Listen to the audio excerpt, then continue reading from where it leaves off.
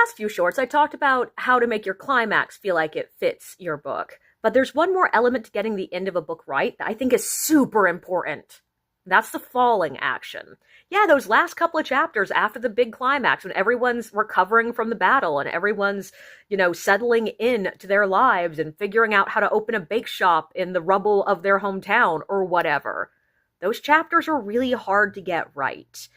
Partially because you need to give the reader enough resolution that they feel like, yeah, the story's done, but you don't want to give them so much that it feels like your characters end there as well. Like, you want your readers to be able to imagine that your characters keep living and having other adventures for the rest of their existence.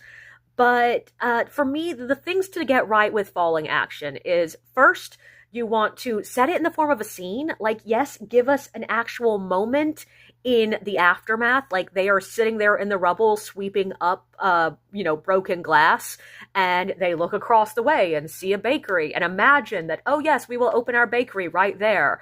Or they are, hobbling and they step on something and they remember their friend Jeff is recovering in the hospital, and just like work the exposition basically into a scene itself, sort of the way you do world building at the beginning of a book.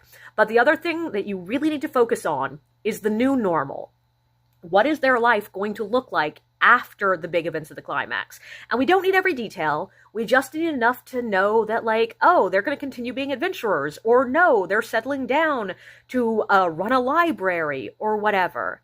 Give us enough that we feel like we know where they're going.